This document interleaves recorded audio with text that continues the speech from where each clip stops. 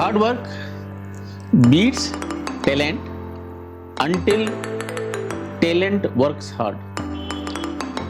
Hard work प्रतिभा को, talent को बीट करता है, जबकि जब तक प्रतिभा और टैलेंट खुद हार्ड वर्क नहीं कर पाती।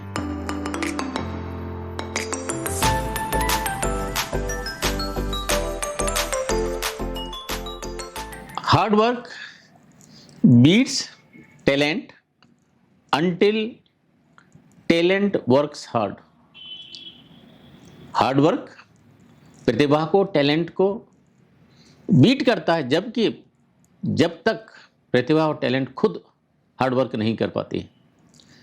दोस्तों, दुनिया में ऐसे अमटीन एग्जाम्पल मिलेंगे जहां पर हमको लगता है लोग बहुत प्रतिभाशाली हैं, लेकिन माइकल एंजेलो का अगर स्टेटमेंट देखेंगे, वो देखेंगे कि लोग अगर ये देख लें, जान लें, पता कर लें कि जो मैं हूँ वहाँ पहुँचने के लिए मैंने कितने हार्ड वर्क किए, कितने एफर्ट किए, कितने कंसिस्टेंट एफर्ट किए, कितने परसिस्टेंट एफर्ट किए, वो इस मिथ को भूल जाएंगे कि मैं बहुत टैलेंटेड हूँ।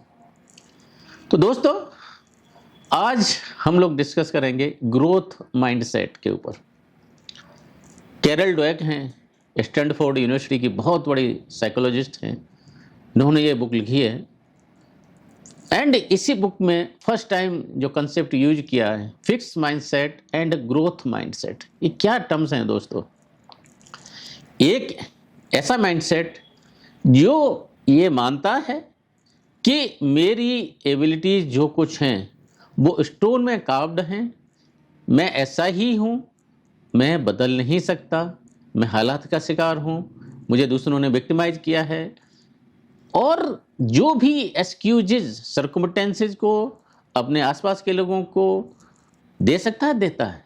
ये फिक्स माइंडसेट का कॉन्सेप्ट होता है। दूसरा माइंडसेट ये होता है कि जो प्रतिभा में ना बिलीव करके अपने एफर्ट्स को, अपने टैलेंट के ऊपर, अपने परसिस्टेंट एफर्ट को, अपनी ग्रिट को, परजिवरेंस को, उसको जो तरजीह देते हैं, वो होते हैं ग्रोथ माइंडसेट वाले लोग। कैरल ड्वेक ने क्या किया, स्कूल के बच्चों को दो ग्रुप में बांटा और उनको एक बेसिक मैथमेटिकल क्विज दिया। बट डिफरेंस क्या किया कि एक ग्रुप को उनकी स्मार्टनेस के लिए प्रेज किया गया और दूसरे ग्रुप को उनके हार्डवर्क के लिए, टेनेसिटी के लिए, ग्रिट के लिए उनको प्रेज किया गया। एक ग्रुप को क्या बोला गया कि आप बहुत स्मार्ट है, आपने बहुत अच्छा किया। दूसरे ग्रुप को क्या बोला गया, यू वर्कड हार्ड, आपने बहुत टेनेसिटी, आप में बहुत ग्रेट है। दोस्तों, यहां तक तो सब सही है। जैसे जैसे जैसे उसका डिफिकल्टी लेवल बढ़ाया गया तो ये पाया गया कि जिस ग्रुप को स्मार्टनेस के लिए, टैलेंट के लिए प्रेज किया गया था, उसकी परफॉर्मेंस स्लोली गिरती जाती है। एंड जिस ग्रुप को हार्ड वर्क एंड एफर्ट के लिए प्रेज किया गया था, इवन इन डिफिकल्ट सिचुएशन उनकी जो परफॉर्मेंस है वो अप होती जाती है। तो ऐसा क्या है दोस्तों? तो जब डीप रिसर्च करके इसको फर्दर पता करते हैं तो पता क्या किया गया है कि जिन लोगों को इंटेलिजेंस और हार्ड वर्क के लिए प्रेज किया जाता है, उनके लिए सबसे इंपॉर्टेंट क्या होता है कि मेरी इमेज इज मोर इम्पॉर्टेंट। अगर मैं फेल हो गया तो क्या होगा, मेरी तो स्मार्टनेस, मेरा टैलेंट सब बर्बाद हो जाएगा, मेरी इमेज खराब हो जाएगी। ये स्मार्टनेस और टैलेंट वाला एक फिक्स माइंडसेट की तरफ लेके जाता है लोगों को। दूसरा, जिनको हार्ड वर्क के लिए प्रेज किया गया, उन्होंने बोला ठीक है यार, फेल हो जाएंगे तो फेल हो जाएंगे, but let me try anyway also. Fail तो होना ही है ना, तो let me fail by trying hard. And ये जो ग्रुप है, इसकी जो प्रोग्रेस थी, परफॉर्मेंस थी, कंटिन्यूसली ऊपर जाती गई। तो दोस्तों, इसको बोलते हम पावर ऑफ यट। मीन्स आज मेरे अंदर प्रतिभा शायद नहीं है, लेकिन ये मेरी कैपेबिलिटीज को नहीं, करंट कैपेबिलिटीज को बताती है। लेकिन ये करंट कैपेबिलिटीज़ अगर मैंने राइट एफर्ट किए, मैंने डेलिबरेट प्रैक्टिस की, मैंने पर्पजफुल प्रैक्टिस की, मैंने अपने बिलीफ्स को सही रखा, मैंने अपने प्रयत्न को सही रखा, तो मैं कल इस चीज़ को सुधार सकता हूँ।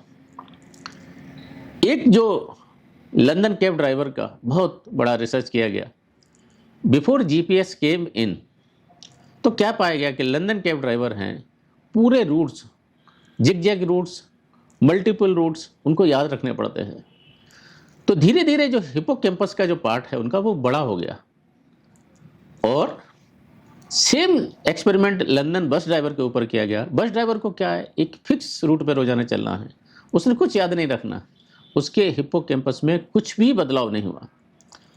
और दोस्तों, ब्रेन के जो दूसरे पार्ट हैं, जब इंसान एफर्ट करता है तो माइलिन करके एक वाइट एलिमेंट होता है जो हमारे ब्रेन सेल्स के आसपास डेवलप होता है, जो न्यूरोप्लास्टिसिटी होती है वो बढ़ती है, मेलेबिलिटी ब्रेन की वो बढ़ती है, और हमारी सोचने की जो गति होती है, प्रगति होती है, 10 टाइम फास्टर हो सकती है। एंड वो हमको ग्रोथ माइंडसेट के तरफ लेके जाती है, वो हमको एफर्ट्स की तरफ लेके जाती है। तो होता क्या है कि जो ग्रोथ माइंडसेट वाले लोग होते हैं वो अपने हालात को बदलते हैं, और जो फिक्स माइंडसेट के लोग होते हैं वो हालात के शिकार हो जाते हैं।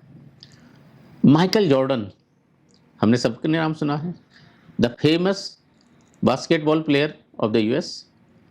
10th की टीम के लिए जब उनका सिलेक्शन हो रहा था, he was not selected for high school team. उसके बाद अगली 2 एनबीए की जो सिलेक्शंस थे उसमें उनका सिलेक्शन नहीं हुआ। अभी उनकी जो माँ का रोल देखिए आपने। जब हम पेरेंटिंग में आते हैं, एक जो as a parent, are be trying to praise our kids for talent और are be trying to praise our kids for their efforts, बहुत क्रिटिकल पार्ट होता है।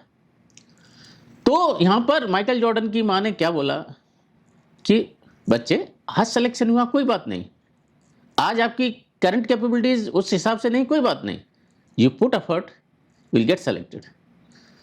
दोस्तों, 6 बजे सुबह उठ के जाते हैं, बास्केटबॉल में प्रैक्टिस करते हैं before he goes to school, उसके बाद प्रैक्टिस करते हैं। उसके बाद इतिहास में हमें जो माइकल जॉर्डन देखने को मिलते हैं वो किस वजह से, कि उन्होंने पावर ऑफ यट, मीन्स मेरे पास आज ये प्रतिभा नहीं है, लेकिन ये प्रतिभा मेरी स्टोन में कार्व्ड नहीं है, मैं इसी को कंसिस्टेंटली ग्रिट के साथ, एफर्ट्स के साथ मैं इसको इंक्रीज कर सकता हूँ। एंड माइकल जॉर्डन पैदा होते हैं। इतिहास ने देखा है, माइकल फेल्प दुनिया के सबसे मोस्ट डेकोरेटेड अगर ओलंपियन हुए हैं तो माइकल फेल्प से ज़्यादा कोई नहीं। 23 मेडल्स एक इवेंट में किसको मिले हैं दोस्तों? Michael Phelps. 365 days, all days in a week, लगातार घंटों घंटों प्रैक्टिस करना, इवन संडे की छुट्टी नहीं लेते थे। जो इंसान संडे की छुट्टी नहीं ले, उसका आप देखिए होगा क्या, उसको 52 डेज एक्स्ट्रा मिलते हैं एक साल में अपने नियरेस्ट कंपटीटर से बेहतर करने के लिए। एक्सक्यूजेज नहीं देके लगातार रोजाना पानी में जाना, सिंगल डे मिस न करना। माइकल फेल्प उस कंसिस्टेंट एफर्ट से, उस ग्रोथ माइंडसेट से माइकल फेल्प जैसे लोग पैदा होते हैं। ह्यूजली टैलेंटेड हमको लगते हैं, लेकिन जो टैलेंट दिखता है हमको, जो हमको उनका आउटपुट दिखता है, उसके पीछे की अगर हम उनके एफर्ट्स देखेंगे तो जैसे माइकल एंजेलो ने बोला, आप बिल्कुल विस्मित होना बंद हो जाएंगे, आपको ओनली एफर्ट्स देखेंगे। तो दोस्तों, ये ऐसा है कि केवल हम विदेशों के केस में अपने सचिन तेंदुलकर का केस देखिए दोस्तों। तेंदुलकर साहब, विनोद कांबली, दोनों एक साथ आए, एक ही गुरु के रमाकांत आचरेकर के सिखाए हुए। Vinod Kambli only he wanted to survive on his talent.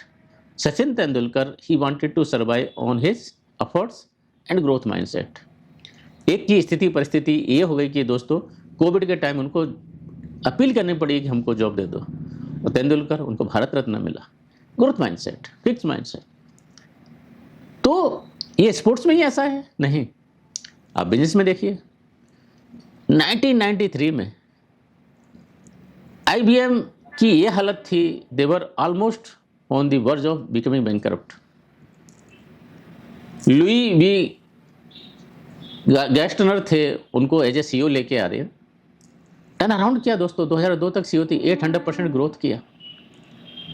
Good to great जो जिम कॉलोन ने बुक लिखी है, उन्होंने बोला गया कि उनके जो CEOs होते हैं ग्रोथ माइंडसेट के लोग होते हैं, ह्यूमिलिटी वाले माइंडसेट के लोग होते हैं, सीखना चाहते हैं सर्कमस्टेंसेस से, ग्रो होना चाहते हैं सर्कमस्टेंसेस में, और किसी दूसरे को नहीं ब्लेम करना चाहते हैं।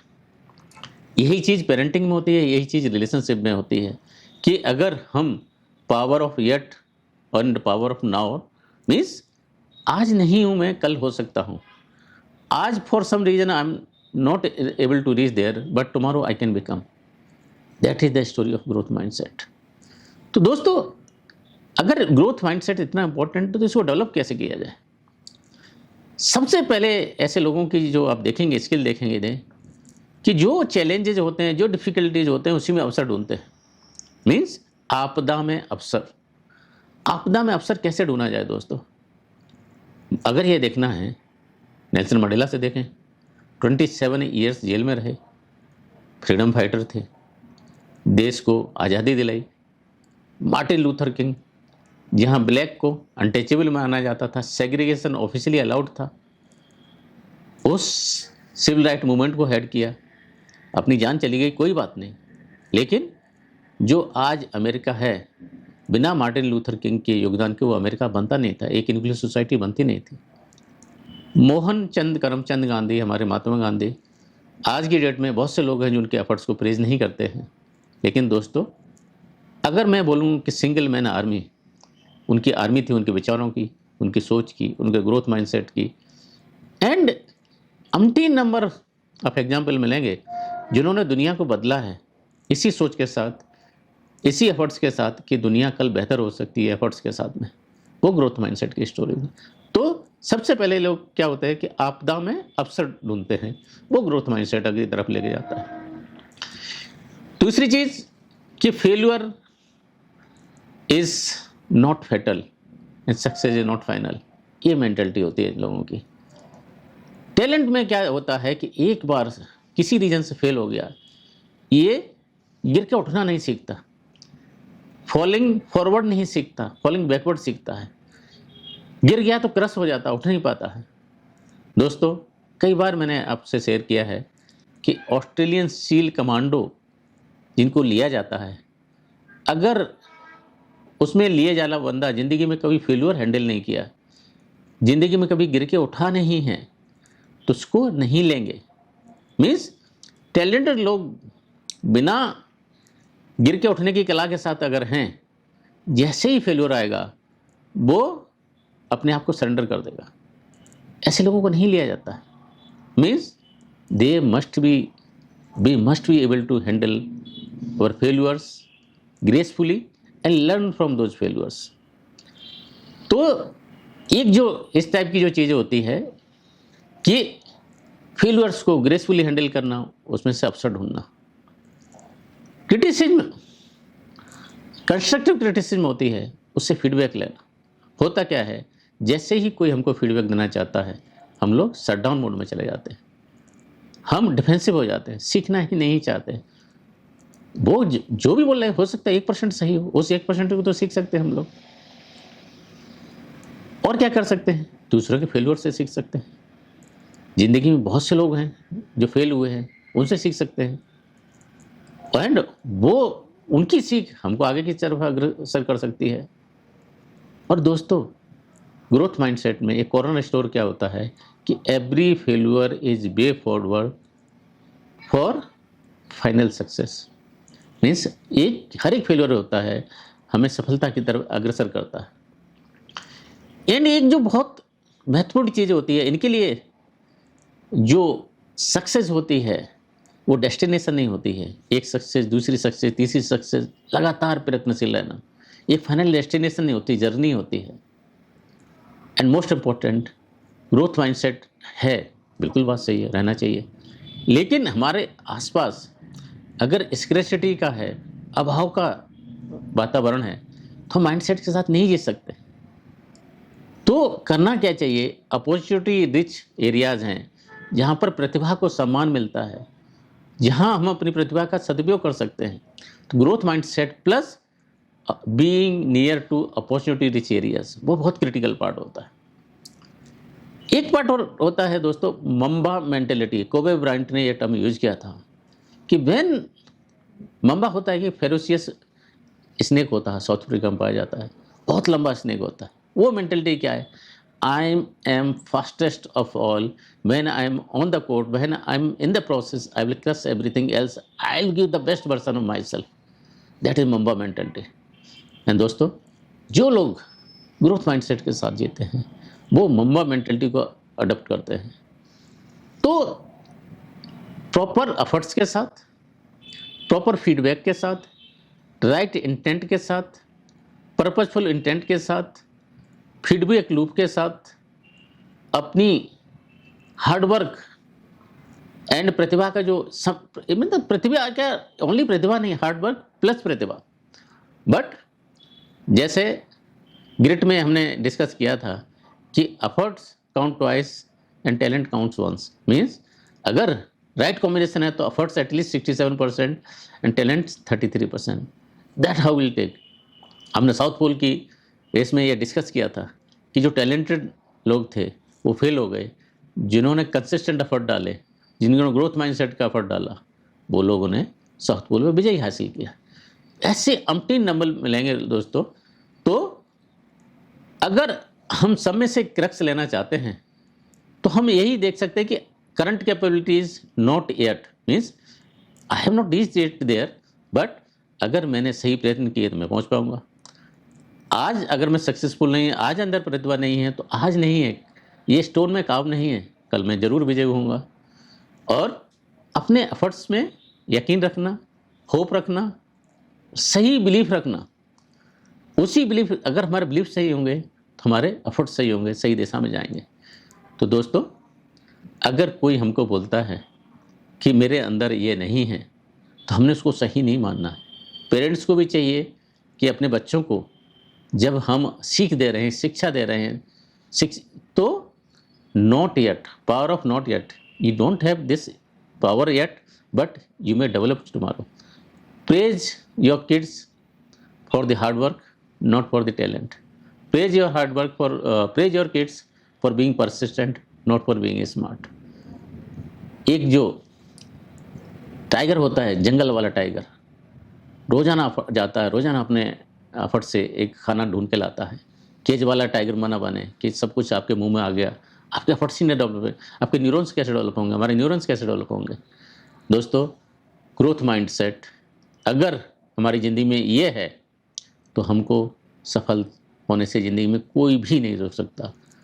एंड एक कोलैबोरेशन का जो सिचुएशन होता है वो ग्रोथ माइंडसेट वालों लोगों का बहुत बड़ा सेट होता है। And both of us are collaborating in our efforts for reaching out to the maximum people. So आपने अपना कर्तव्य पूरा किया बाय सीइंग इट, हमने कर्तव्य किया by reaching out to you. But YouTube को अपना कर्तव्य करने दें, लाइक करें, शेयर करें, सब्सक्राइब करें। एल्गोरिथम को हेल्प करता है दोस्तों। So let us help each other, let us grow together with growth mindset. I am very sure all of us will reach to greater height by working together, by walking together. Thank you. Jai Hind.